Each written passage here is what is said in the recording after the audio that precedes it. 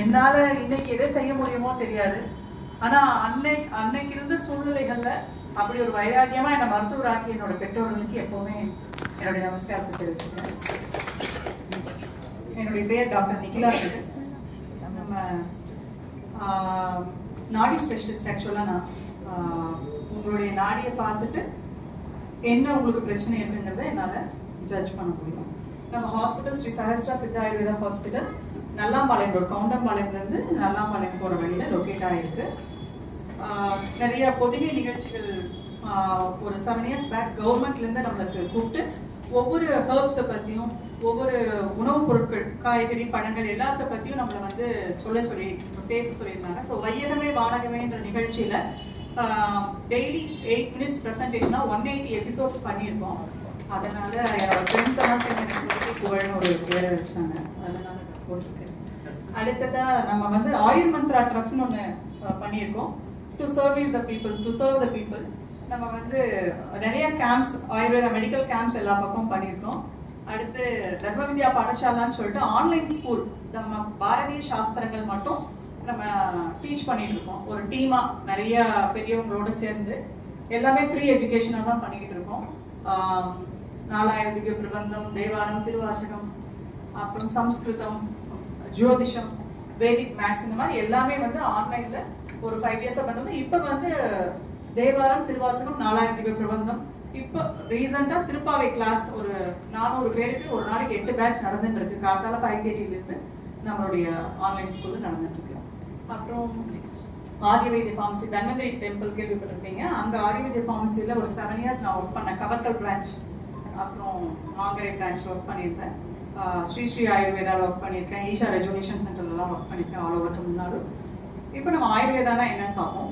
ஹிதாகிதம் சுகம் துக்கம் ஆயுஷ் தஷகிதாயுதம் மானம் தச்ச எத்ரோக்தம் ஆயுர்வேதகச உச்சியதே. அதாவது எதெல்லாம் நல்லது, எதெல்லாம் கெட்டது, எது வேணும், எது வேண்டாம், எப்படி வாழணும், எப்படி வாழக்கூடாது, எல்லாத்தையும் நமக்கு ஒரு கம்பைல்டா கொடுக்கறது தான் ஆயுர்வேதம். அதாவது மோட்ச பிராப்திக்கு எப்படி, அதாவது ஒரு மனுஷன் ஜீவன், இந்த ஜீவாத்மா பிறந்தாச்சுன்னா டு அட்டைன் மோக்ஷா என்ன பண்ணணும் அப்படிங்கறத, தர்ம அர்த்த காம மோக்ஷ அப்படிங்கிற புருஷார்த்தங்களை அடையறதுக்கு என்ன வழியோ அதுதான் ஆயுர்வேதம் சொல்லியிருக்கு. ஆயுர்வேதம்ங்கிறது லைஃப் சயின்ஸ். அது வந்து அதர்வண வேதத்துடைய உபவேதமா இருக்கு. சோ நம்ம ஆயுர்வேதா படி வாழ்க்கையை வாழ்ந்தாலே நம்ம மோட்ச பிராப்தி அடைஞ்சிடலாம் அப்படிங்கிறது தான் இங்க விஷயம். அடுத்ததான் எய்ம், ஆயுர்வேதோட எய்ம் அதுதான் நான் சொல்றேன். ஸ்வஸ்தஸ்ய ஸ்வாஸ்திய ரக்ஷணம் ஆதுரஸ்ய ஆதுரஸ்ய விகாரஸ்ய பிரசவனம். அதாவது நல்லா இருக்கிற உடம்ப சரீரத்தை நல்லபடியா வச்சுக்கிறதுக்கும், நம்மளுக்கு ஒரு தொந்தரவு ஏற்பட்டா அதை குணப்படுத்துறதுக்கும் நம்மளுக்கு ஆயுர்வேதம் பிரயோகமா இருக்கு. இப்போ ஒரு சில சிஸ்டம் ஆஃப் மெடிசன் எப்படி இருக்கும்னா, நமக்கு வந்து உடம்புக்கு பிரச்சனை வந்ததுக்கு அப்புறம் தான் மருத்துவர் அணுகுவோம். ஆனா இங்க அப்படி கிடையாது. நம்ம உடம்ப சரீரத்தை ஆரோக்கியமா வச்சுக்கிறதுக்காகவே நம்ம வந்து ஆயுர்வேதம் ஹெல்ப்ஃபுல்லா இருக்கும்.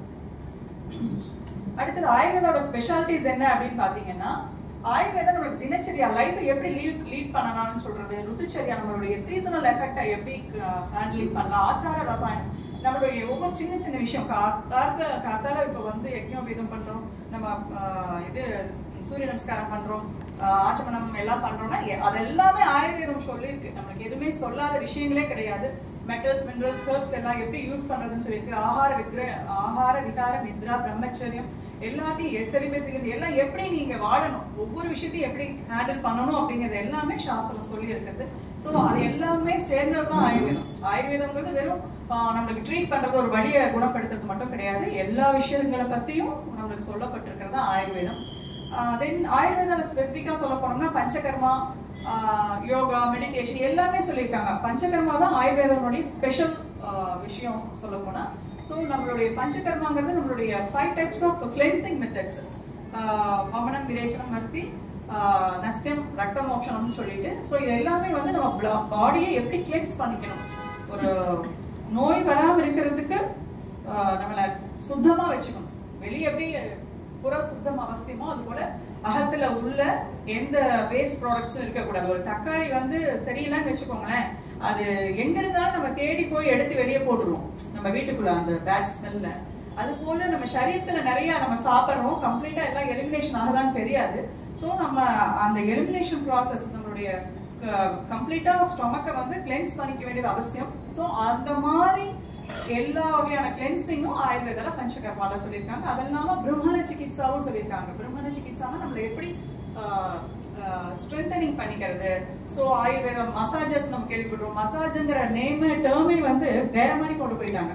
அப்படி கிடையாது. ஆயுர்வேதம்ங்கிறது தைல அபியங்கம். நம்ம தினச்சரியாலே டெய்லியுமே தைலம் நம்ம உடம்புல தடவிக்கணும் அப்படிங்கிறது சாஸ்திரம் சொல்லி இருக்கிறது. நம்ம எதை இந்த அளவுக்கு ஃபாலோ பண்றோம்ன்றது தெரியல, பட் அதெல்லாம் நம்ம பண்ணணும்.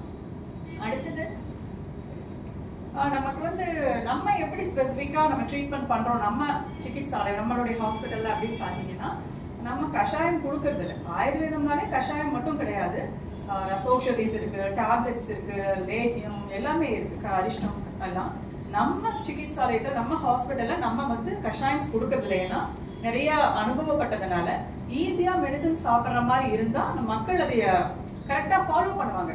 ஒரு பேக் நிறைய 1 மந்த்துக்கு மெடிசன் பெரிய பெரிய கஷாய பாட்டில்ஸ் வாங்கிட்டு போயிட்டு 2 நாள் 3 நாள் மீறினா 10 நாள் சாப்பிட முடியும். அப்புறம் ரீகர்ஜிடேஷன்ஸ் வந்துருது.